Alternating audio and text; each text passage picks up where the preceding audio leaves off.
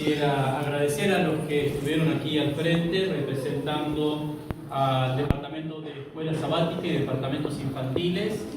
Estaba con nosotros Jovita, que es la directora, estaba Sarita, que también es secretaria y directora asociada, y estaba Frank, que es el director de todos los departamentos infantiles. Y cada sábado va pasando aquí al frente personas representando diferentes liderazgos de nuestra iglesia. Les agradezco a ellos por haberme acompañado aquí. Gracias también por la historia infantil. Y quisiera, antes de comenzar, tener una oración especial. Alguien se me acercó pidiéndome que orara por su hijo, y yo sé que hay muchas personas que por ahí están sufriendo porque quisieran a sus hijos aquí en la iglesia y no están. Yo quisiera que hagamos una oración intercesora. Para eso es este lugar, es casa de oración. Es el lugar donde nosotros podemos venir a clamar por nuestros hijos. Si hay alguien que quisiera unirse a mi oración y decir, yo quiero la salvación de mis hijos, porque quisiera que estén aquí pero no están, yo le invito a que se ponga de pie para que tengamos esta oración juntos.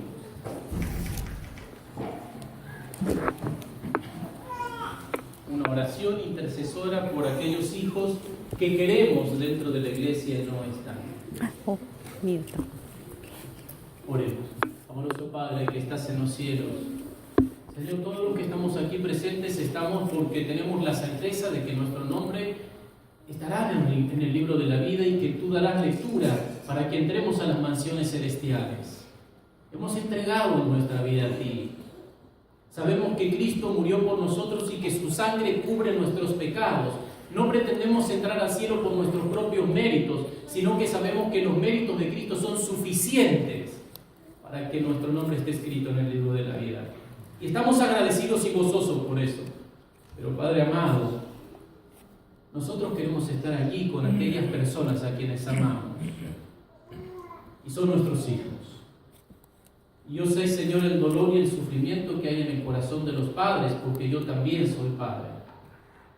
Cuando un hijo no está en los caminos en que nosotros queremos que estén y que tú quieres que estén. Por eso, Señor, en esta hora queremos interceder delante de ti por ellos. Quizás ellos no tienen fuerza para orar, quizás no consideran necesario la oración, quizás, Señor, han dejado de relacionarse contigo o incluso pueden estar enojados o molestos contigo. Pero, Padre amado, es por eso que nosotros queremos interceder por ellos, pidiéndote que el Espíritu Santo haga una tarea especial en el corazón de ellos. Y que el nombre de ellos también sea pronto escrito en el libro de la vida. En el nombre de Jesús lo pedimos. Amén. Podemos tomar asiento. Nuestro tema de estudio en esta mañana se titula El gran mandamiento que la mayoría no obedece. Y cuando hablo de la mayoría, en este caso, no me estoy refiriendo a la mayoría del mundo, porque si yo diría, ¿cuál es el gran mandamiento que la mayoría del mundo no obedece? Probablemente muchos de ustedes me levantarían la mano y me dirían que el sábado, que el día de reposo, o que incluso podrían decirme no arrodillarse delante de imágenes y cuántas otras cosas. Pero yo estoy hablando del mandamiento que menos se obedece dentro del cristianismo y aún me atrevería a decir dentro de la iglesia adventista. ¿Saben que hace un tiempo atrás conversaba con un pastor y él me contó, quizás ustedes también conocen la historia, el pastor me contaba, dice que fueron a hacer una actividad misionera a un hogar de ancianos. Dice, fuimos ahí con el grupo de los, no sé si eran los intermediarios, los juveniles, fueron a un hogar de ancianos. Y allí en el hogar de ancianos, entonces, una de las asistentes, enfermeras, sabiendo que ellos eran adventistas, se acercó y le dice, oigan, así que ustedes son adventistas, vengan más seguido para animar a los abuelitos. Había un grupo considerable de abuelitos que eran adventistas también. Dice, vengan a animar a sus abuelitos, a sus viejecitos, no los dejen solos. Yo nací católica, no voy a ninguna iglesia, dice, voy cada tanto, yo no sé lo que ustedes creen, pero me preocupan los abuelitos adventistas. Entonces el pastor dice, pero ¿por qué le preocupan? O sea, gracias, pero ¿por qué le preocupan los abuelitos? Dice, no, dice, lo que pasa es que la mayoría de los ancianitos que están aquí dice, siempre hay alguno enojón. Pero la mayoría son tan buenitos, tan alegres, juegan a las cartas, miran televisión, juegan a las damas, algunos cuentan chistes, cuando paso por al lado me hacen alguna broma, son tan lindos. Yo he llegado a creer que vivieron todos estos años y llegaron a esta edad por la alegría que tienen dentro de ellos. Pero con los adventistas no es así. Parece que siempre están preocupados, que siempre están tristes, o que están angustiados. O sea, viven mucho, dice, viven mucho porque también ellos como se alimentan más saludable, pero para vivir así, dijo ella, ¿no? Entonces el pastor me lo contaba y me dice, ¿tú qué crees? Y bueno, imagínense, yo como parte de este pueblo también comencé a plantearme algunas cosas. ¿Por qué? Porque es que de pronto tenemos esa imagen, o qué es lo que ven los demás en nosotros, y comencé a hacer un análisis y me di cuenta que por ahí hay un texto que si nosotros no aprendemos a cumplir este mandamiento ahora, va a ser muy difícil que lo cumplamos después cuando ya las fuerzas mengúen, como en el caso de aquellos ancianitos que ellos sabían que el tiempo era corto y que estaban allí esperando el momento de su descanso. Pero el mandamiento dice así, 1 Tesalonicenses 5, 17 al 19, estad siempre gozosos. Bueno, ahí cuando llegue la Navidad, pónganse contentos. Cuando vengan sus vacaciones y no tengan que estar en el trabajo, alégrense de las vacaciones. Después que rindan todos los exámenes allí en la universidad, estén contentos. Cuando terminen la carrera, cuando les llegue el cheque a fin de mes, estén gozosos. ¿Dice eso? Dice que tenemos que estar ¿cuánto?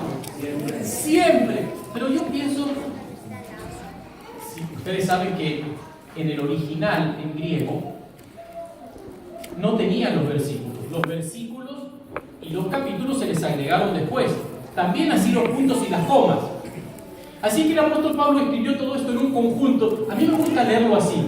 Estar siempre gozosos, orando sin cesar y dando gracia en todo. ¿Por qué? Porque esta es la voluntad de Dios para con vosotros en Cristo Jesús, para que no apaguéis el espíritu. Yo pienso que una persona que pierde el gozo es una persona que ha apagado el espíritu. Una persona que vive en amargura, que vive en tristeza, es una persona que ha apagado el espíritu. Es una persona que ha dejado de dar gracias. Es una persona que ha dejado de orar. Por eso creo que es un texto que viene en conjunto. Pero, entonces, comencé a... Bueno, yo sé, es cierto que hay personas que de por sí su temperamento los lleva a ser más gozosos, ¿verdad? Hay algunos que no se preocupan por nada.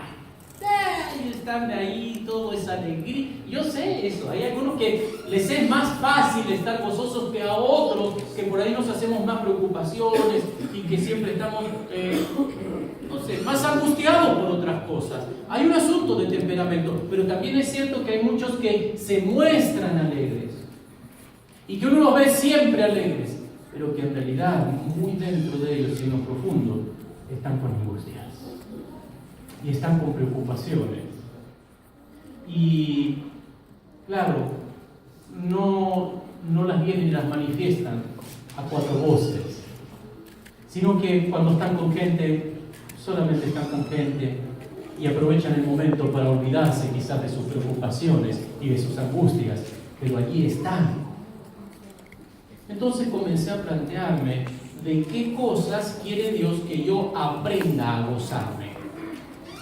Porque el gozo no es algo que viene así por naturaleza, que uno nace gozoso, sino uno tiene que aprender a gozarse. ¿Qué cosas quiere Dios que yo aprenda a gozarme? Y es evidente que hay cosas de las cuales no nos debemos gozar. No es que hay que gozarse de todo en la vida, gózate de todo. No, hay cosas que no. 1 Corintios 13:6 dice que el amor no se goza de la injusticia, pero sí se goza de la verdad. Por lo tanto, aquellos que tenemos a Dios en nuestro corazón y amamos como Dios quiere que amemos, ese amor nunca se va a gozar ni se va a poner contento cuando ve una injusticia. Por lo tanto, la injusticia jamás va a producir gozo en nosotros. Y hermano, ¿cómo podemos estar gozosos en un mundo lleno de injusticia? La injusticia cada vez crece más y más. Hace unas semanas atrás leí un artículo en el periódico que dice que los 8 millonarios que más dinero tienen en el mundo tienen más que la mitad de la población mundial. Eso significa que hay 8 personas que tienen más dinero que 3.600 millones de personas. Ahora les pregunto, ¿es justo? Bueno, para ellos sí, porque ellos van a decir, me lo gané. Pero ¿es proporcional la distribución de la riqueza? No lo es. No es justo. ¿Cómo uno puede estar tranquilo? Vaya, díganme ustedes, esto ya es una cosa extrema de lo que viene siendo la desigualdad social, una injusticia social, pero nosotros lo vivimos en carne propia. ¿Puede acaso un empleado que trabaja sus 8 horas, su full time, sus 40 horas a la semana, trabajando en McDonald's, trabajando en Walmart, puede con lo que gana comprarse una casa? Y no les digo una casa de 450.000, medio millón de dólares, como salen la mayoría de las casas nuevas. Llaman una casa de 150.000 dólares. ¿Puede? No puede. Y les explico por qué. Porque ningún banco te da un crédito más que 1/3 parte de lo que ganas. Si tú ganas trabajando en Walmart 1.200, el banco te va a prestar un crédito que tú vas a tener que devolver 400. No más que eso. Y con un mortgage de 400 al mes, ni siquiera para alquilar. No se puede, por lo tanto hay injusticia. Y para más, déjenme decirles que las estadísticas nos dicen que entre Walmart y McDonald's tienen 4 millones de empleados. Por lo tanto, hay 4 millones de familias que están en esa situación. Solamente aquí en Estados Unidos son casi 2 millones de empleados entre Walmart y McDonald's. ¿Cómo se puede tener gozo frente a uno de los momentos más injustos de la historia del mundo? Frente a un nuevo sistema de esclavitud, que es el que nosotros estamos viviendo. Pero entonces, la palabra de Dios también habla acerca de esto. Y habla acerca de esto en esta época. Y dice Santiago capítulo 5, versículo 1 al 5 de la traducción al lenguaje actual. Ahora escúchenme ustedes, los ricos, lloren, griten de dolor por todo lo que muy pronto van a sufrir. Sus riquezas se pudrirán, la polilla comerá la ropa, el dinero que han juntado en estos últimos tiempos se oxidará, y ese óxido será el testigo que los acusará en el juicio final y que los destruirá como fuego. Y sigue diciendo, ustedes no les han dado el sueldo a sus trabajadores y el Señor Todopoderoso ha oído las protestas de ellos. Ese dinero que no han pagado también los acusará delante de Dios. Ustedes los ricos han vivido con mucho lujo, se han dado la gran vida en esta tierra, han engordado tanto que parece ganado listo para el matadero. Me gusta esta versión. Pero no solamente dice eso la palabra de Dios.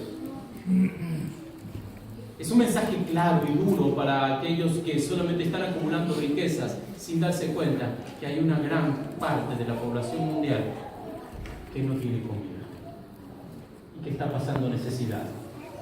Y otros que quizás sí tenemos comida porque vivimos en un país de abundancia, pero que tampoco tenemos las mismas posibilidades que tienen otros. Eclesiastés 5, 8 al 13 dice el sabio Salomón que no te extrañe ver países donde a los pobres se les maltrata y no se les hace justicia. Esto sucede cuando a un funcionario importante lo protege otro más importante. Y cuando otros, aún más importantes, protegen a estos dos. Cuando ya hay un sistema de corrupción. Sin embargo, te dirán, esto lo hacemos por el bien del país, nosotros los gobernantes estamos para campesinos. Hay gente que dice que el dinero no es importante, pero cuando ya lo tienen todavía quieren más. Eso tampoco tiene sentido, porque quien se llena de dinero también se llena de gente que quiere gastarlo. Lo único que sacan los ricos es el gusto de ver tanto dinero, porque de tanto tener hasta el sueño se les quita. Y a veces uno cree que si uno tendría un poco más de dinero, un ahorrito, dormiría más tranquilo. ¿No es eso lo que dice mi Biblia? Fíjense lo que sigue diciendo en el versículo 12. En cambio, la gente que trabaja puede comer mucho o comer poco, dependiendo de las circunstancias, pero siempre duerme tranquila. En esta vida he visto que guardar mucho dinero no es nada bueno, pues acaba por perjudicar al que lo tiene. Y por último dice ahí también Salomón, en el versículo 18, miren, desde mi punto de vista es muy poco lo que vivimos. Así que comamos y bebamos y disfrutemos de lo que tanto trabajo nos ha costado ganar, pues así lo ha querido Dios. ¿Cómo me gusta esto? Disfrutemos de aquello que nos ha costado ganar con trabajo. Por lo tanto, nosotros debemos disfrutar el fruto de nuestro trabajo. Ahora yo les pregunto una cosa. ¿A quién le costó más? ¿O a quién le cuesta más? ¿A Bill Gates, con sus casi 80.000 millones de dólares, comprar un carro 0 milla? ¿O a mí comprar la Honda Pilot 2003? ¿A quién le cuesta más? A mí. Ahora yo les pregunto una cosa. ¿Quién cree que lo goza más? ¿Él o yo? Pues él ni siquiera debe ir a comprar el carro, debe mandar a alguien que se lo busque. Yo estuve con oración por semanas en Craigslist diciendo, señoras, que aparezca algo que yo pueda comprar, y cuando apareció y lo compré, estuve por semanas cada vez que la ponía en marcha agradeciendo. ¿Quién cree que tiene más gozo? Por lo tanto, amado, disfruta el fruto de tu trabajo. No estés mirando qué es lo que el otro tiene, qué es lo que tiene de más allá. No estés envidiando lo que los demás tienen o las posibilidades que los demás tienen, sino que lo que tú puedes comprar, aunque te costó, aunque tuviste que ahorrar por semana, pero lo lograste comprar. La lavadora nueva compraste un carro nuevo, pudiste comprarte una ropa nueva, lo que te pudiste comprar, disfrútalo. Gózalo sin poner tu vista en lo que no tienes o en lo que tiene el otro. Disfruta el fruto de tu trabajo. Esa es una de las cosas de las cuales Dios quiere que nosotros nos gocemos, del fruto de nuestro trabajo. Pero hay otra cosa, claro, que otras cosas quiere Dios que yo aprenda a gozarme. Y otra de las cosas que tenemos que aprender a gozarnos es de una buena alimentación, una sana alimentación. Nuestro cuerpo es templo del Espíritu Santo. Por lo tanto, si nosotros nos mantenemos saludables, si el envase se mantiene bien, es más fácil que el Espíritu Santo pueda obrar en nosotros. Debemos alimentarnos bien.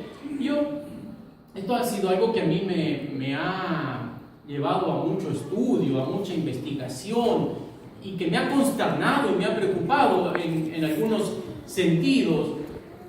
Por supuesto, no se trata de hacer de la alimentación un culto.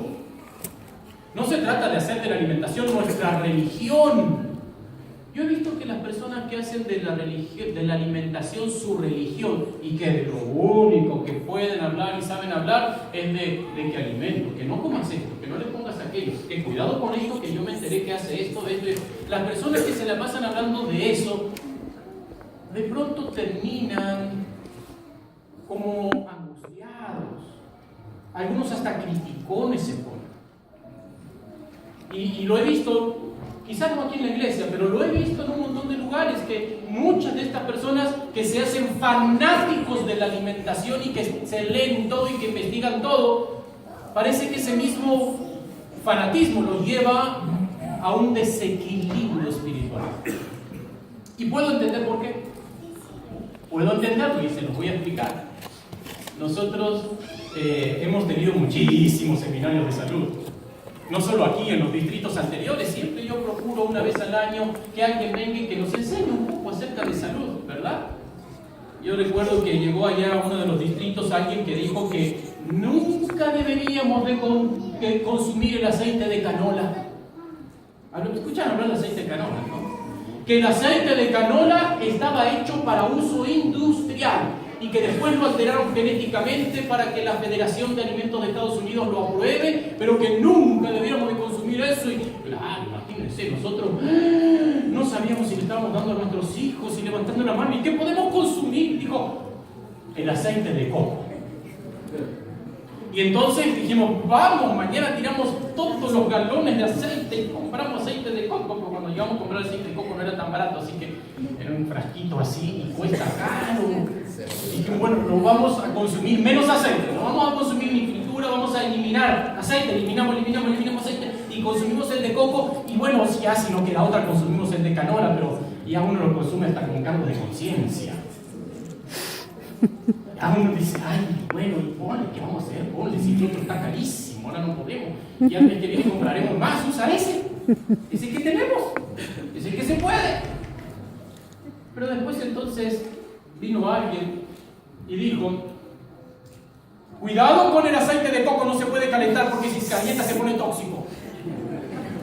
Uy, dijimos, no se puede calentar el aceite de coco. No sé para qué lo usas si no lo puedo calentar. ¿Para qué quiero aceite de coco si no lo puedo calentar?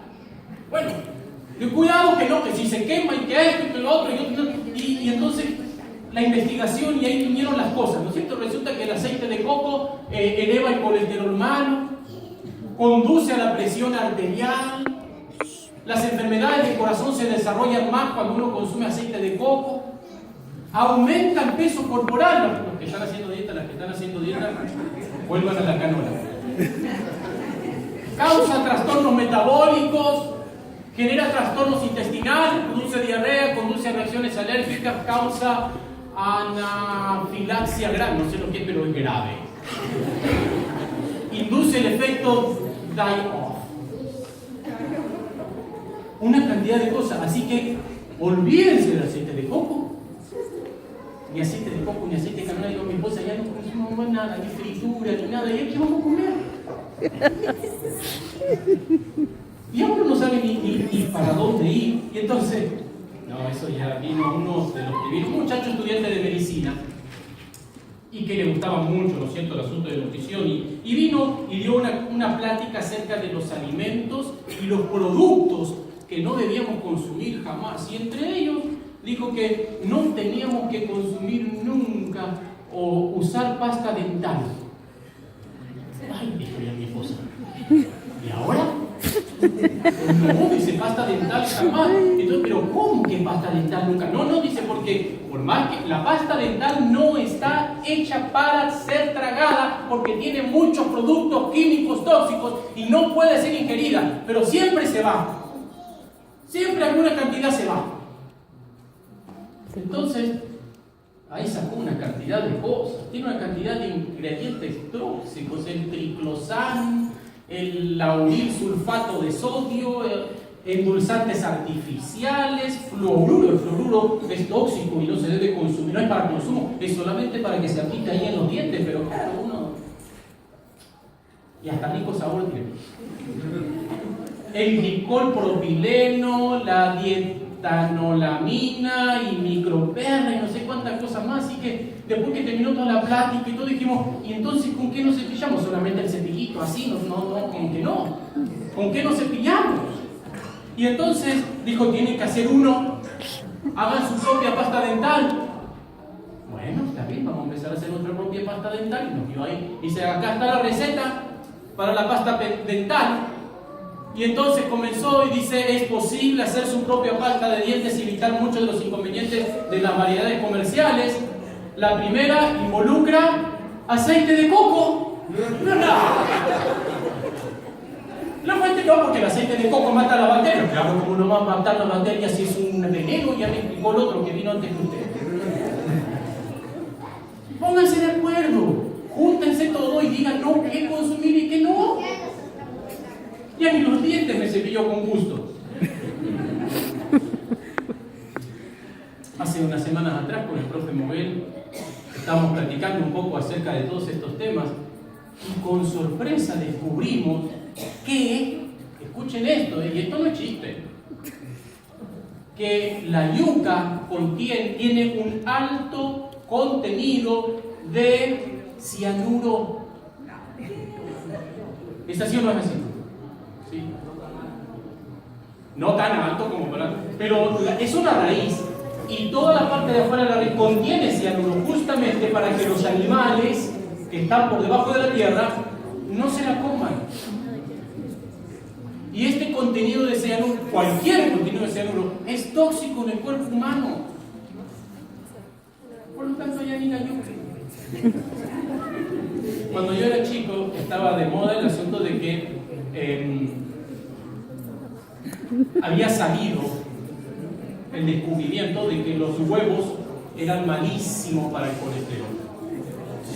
Malísimo. Así que mi mamá y mi papá comenzaron a restringir el uso de huevos en la casa. Entonces, no tanto huevo y nada. A mí me encantaba el huevo revuelto, el huevo frito. No. El huevo es malo una vez a la semana, no más de una vez a la semana. Está bien. Cuando hacían sus postres o hacían cosas, el huevo se usa para pegar. Digamos que el huevo es lo que se usa para unir la comida, para los que somos chefs, como Guma y yo. Se usa para unir lo que es la comida. Y entonces solamente lo usábamos para esas cosas, porque no, que el huevo que produce esto, produce aquello, eleva el colesterol, tiene mucha grasa y todo. Después con el tiempo ya empezamos a reemplazar el huevo con el aceite de la linaza. Vieron que la linaza uno pone las semillitas de linaza en agua, la deja ahí estacionarse y arriba tiene como una gelatina, un aceite, y eso puede reemplazar al huevo para unir. Bueno, no voy a dar una clase de cocina aquí, ¿verdad? Porque tampoco es para eso. Pero ¿saben qué? En estudios recientes comprobaron de que el huevo ya no hace más mal al colesterol. Eso era un mito de antes. Toda la vida privándome de comer huevo con lo que me gustaba porque no, hace mal el colesterol, hace mal. Ahora descubrió que ya no hace más mal.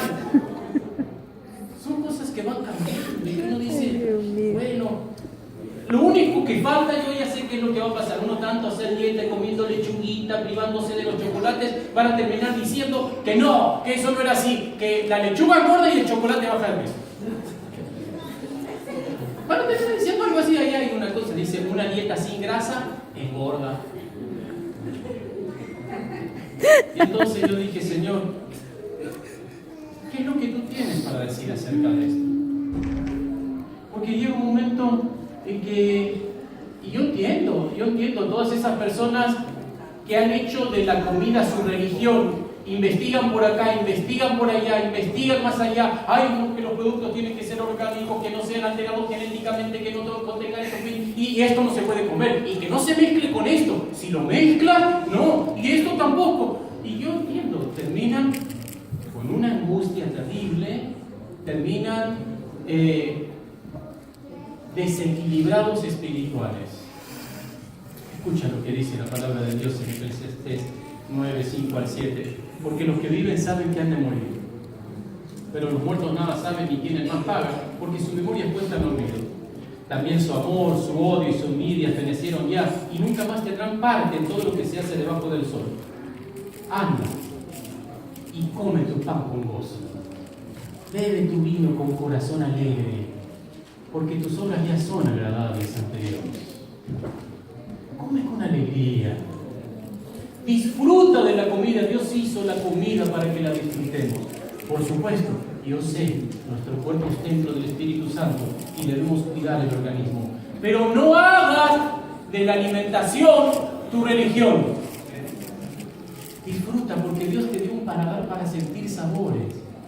Dios puso una cantidad increíble de árboles en el Edén. ¿Para qué? Para que Adán y Eva disfruten de los diferentes sabores. Si no hubiese hecho una sola comida y dice, bueno, esto es todo lo que van a comer y ya está.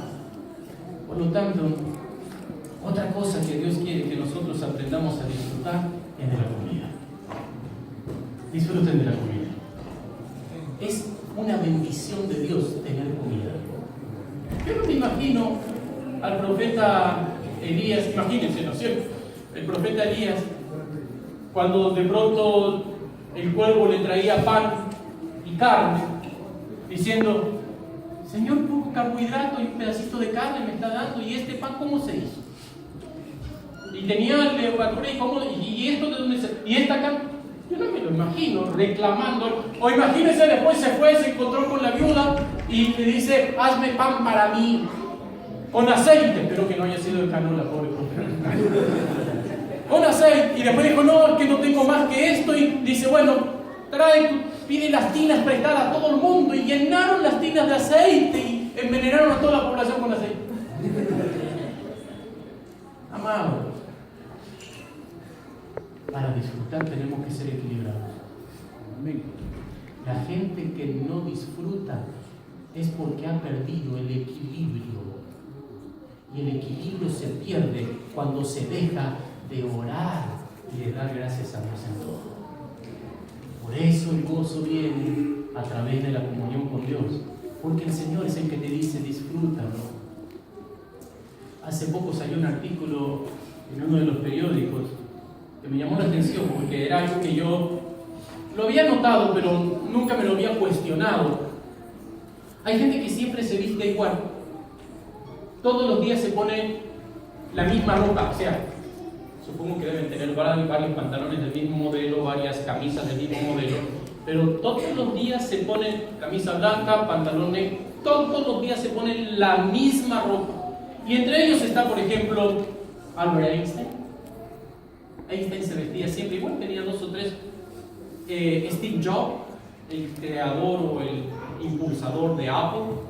Mark Zuckerberg, el dueño de Facebook. Barack Obama. Y una cantidad de otros millonarios o personas famosas que se visten siempre igual. Entonces dije, ¿por qué será que esta gente se viste siempre igual? Y aquí la razón. Número 1, toman menos decisiones. Porque cuando uno tiene que estresar, a mí me estresa vestirme a veces, lo siento porque voy, menos mal que tengo mi esposa, si no yo me vestiría. Y entonces yo me voy, me fijo, y esto combina, y esto no combina, y quedará bien esto así. Ay, yo no sé. Entonces, menos decisiones. Para personas que todos los días toman decisiones importantes, como un presidente, y tener que estar, el gastar energía mental para poder elegir qué ponerse. No, ellos van y ellos ya saben, camisa blanca, corbata roja, traje negro. Ya está. ¿Qué tanto lío? No tienen que estar pensando en qué me voy a poner. Ya saben lo que se van a poner todos los días. Se hizo un estudio en Moscú, punto número 2, que se llamó el 333. Durante 3 meses se eligieron voluntarios que iban a poder usar solo 33 prendas. Y ellos dijeron que ahorraron mucho tiempo y que se prepararon mucho más rápido para poder ir a sus trabajos. Se experimenta menos estrés, porque claro, con frecuencia nosotros nos preguntamos, ay, ¿y cómo tendré que ir vestido? Y estaré bien así, por ejemplo, ahora tenemos el retiro de ancianos el próximo fin de semana. Y entonces ya va a ser en un hotel. Y van a ir personas y ya estamos preguntándonos, ¿y cómo nos iremos vestidos? Y vamos a ir como 8 en un carro. Y si los 8 llevamos traje, ¿cómo hacemos? ¿Y qué nos pondremos? ¿Y no será que voy muy formal y después todos andan allá de su jeans, todo bien cómodo y yo acá? ¿Y cómo? Y genera cierto estrés. ¿Y cuántos de nosotros llegamos a un lugar y cuando llegamos a un lugar dijimos, parece que no era así? Y uno se vino vestido de una manera que no era la que se esperaba. Gasto menos energía, es muy laborioso tener un guardarropa, organizar la ropa, lavarla, plancharla, es mucho más fácil, poquitas prendas. Menos cosas, pero de mejor calidad, se compra menos, se gasta menos, se compran cosas de mejor calidad. Punto número 6, se gasta menos. Y el punto número 7 me llamó la atención, dice, la escritora Alice Gregory de New York, dice, usar lo mismo todos los días es de culto. Es por eso que los personajes de los libros para niños siempre visten lo mismo. Son un ejemplo a seguir, una constante fiable. Es de culto. O sea que también la vestimenta puede llegar a transformarse en un culto, en una religión en nuestra vida. Y en un momento yo me sentí tentado, casi le dije a mi esposa, ya no quiero más camisas de color, todas blanquitas. Me compro 2 camisas blancas, 3 trajes, la camisa blanca combina con cualquiera, corbata negra y se terminó. Pero después me puse a pensar, si el Señor nos hizo la vista para ver colores, ¿no lo hizo para que nosotros podamos disfrutar de los colores, disfrutar del estilo, disfrutar de un color que te asiente bien, que te guste. No estoy diciendo con esto que nosotros debemos ir detrás de la moda o comprar la marca más cara o comprar lo que está al último porque, ay no, esto ya se usaba antes, ya no se usa. No estoy diciendo eso. Lo que estoy diciendo es que nosotros podemos, de una manera con modestia y buen gusto, vestirnos de una manera propia. Entonces dije, no, Señor, ayúdame. ¿Cómo quieres tú que yo me vista? En Eclesiastés capítulo 9, versículo 8, dice, en todo tiempo sean blancos tus vestidos. Quisiera hacer una aclaración. Aquí dice blanco tus vestidos no porque nosotros tengamos que vestir todo el tiempo de blanco, sino porque en la antigüedad comprar un vestido de color no existían las tinturas como existen ahora, era muy difícil, todos los vestidos eran blancos, pero cuando uno compraba un vestido era cuando el vestido estaba blanco. Después tampoco existía como existe ahora los blanqueadores de ropa que uno pone en la lavadora. Ya después de usarlo unas 4 o 5 veces, ya el vestido no estaba totalmente blanco. Por eso dice, en todo tiempo sean blancos tus vestidos y nunca falte un hueco en tu cabeza. Goza de la vida con la mujer que amas todos los días de tu vida, de tu vanidad, que te son debajo del sol, todos los días de tu vanidad, porque esta es tu parte en la vida y en tu trabajo en que te afanas debajo del sol. El mismo texto, pero la traducción del lenguaje actual. Vistámonos bien y perfumémonos. ¿Cómo me gusta a mí pararme ahí los sábados en la mañana en la entrada y saludarles cuando están viniendo y se vienen los hombres, las damas, bien vestiditos, bien arregladitos, y le da su abrazo con su perfumito, bañadito, arreglado para venir a esta ocasión? Qué grato que es, ¿verdad? Que no vengan como cuando vienen del trabajo, con su ropa sucia, sus olores, que uno si le da el abrazo es casi como reteniendo el aliento. Qué bonito que es eso. Vistámonos bien y perfumémonos bien. Pues esto es lo que Dios nos ha dado en esta corta vida, en este mundo. Disfrutemos cada momento con la mujer amada. Disfrutemos cada día de esta vida sin sentido, pues solo esto nos queda después de tanto trabajar. Amado, nosotros tenemos que disfrutar. Tenemos que ser personas gozosas, aprender a disfrutar del fruto de nuestro trabajo, aprender a disfrutar de un buen plato de comida, aprender a disfrutar de vestirnos bien delante de Dios, aprender a disfrutar, dice el texto, de nuestro cónyuge, de nuestra familia, de nuestras amistades, ser personas que disfrutan. Pero me parece que nosotros como pueblo ya no disfrutamos como debiéramos disfrutar. Me parece que el gozo es algo que se nos está escapando de las manos. Escuche lo que dice el mensaje para los jóvenes, página 186. El que sigue la dirección divina ha hallado la única fuente verdadera de gracia salvadora y felicidad real, y ha obtenido el poder de impartir felicidad a todos los que lo rodean. Dime una cosa, la gente que te rodea ¿puede percibir tu felicidad? ¿Impartes felicidad a los demás o impartes angustia, preocupación, tristeza, depresión, problemas? ¿Qué es lo que tú impartes? Porque dependiendo de lo que tú impartes es si las personas van a querer ser como tú eres y seguir a Dios a quien tú sigues. Nadie sin religión puede disfrutar realmente de la vida. El amor de Dios purifica y ennoblece todo gusto y deseo, intensifica todo efecto y da realce a todo placer digno. Habilita a los hombres para apreciar y disfrutar de todo lo que es verdadero, bueno y hermoso. Pero ¿saben? Me parece que nosotros, algunos, han dejado de disfrutar las cosas que disfrutaban en el mundo y no han aprendido a disfrutar las cosas que el Señor quiere que disfruten. Entonces no hay gozo. Y tenemos cristianos que siempre viven amargados y angustiados y con cara larga. Yo me acuerdo cuando yo era chico en mi iglesia, había una mujer que le teníamos miedo a todos los niños. Los niños éramos niños. Yo tenía mis 6, 7, 8 años. Yo iba a la iglesia, me gustaba aprender, me gustaba la clase de escuela sabática, pero también me gustaba estar con mis amiguitos y correr. Mis amigos eran más los de la iglesia que los de la escuela.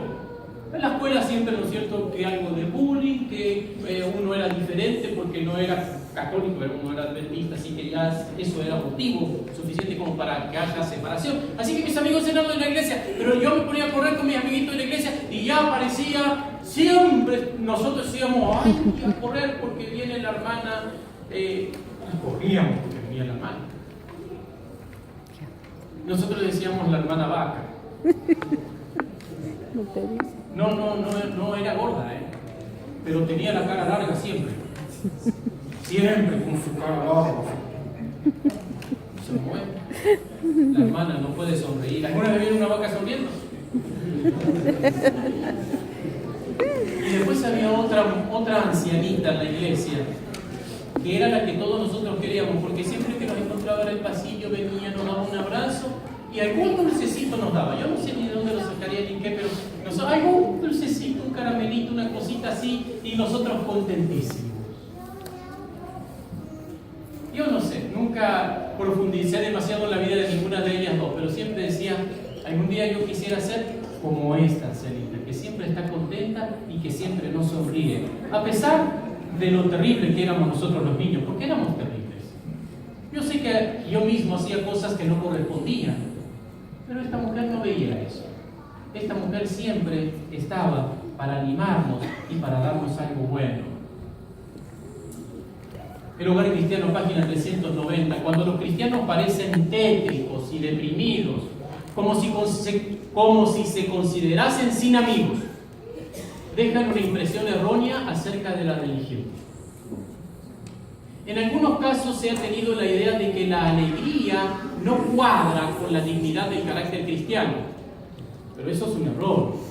Y algunos dicen, ay no, allá se van y se juntan y andan ahí a las risotadas y a los chistes y que la jarana y que andan ahí riéndose de cosas, eso no va.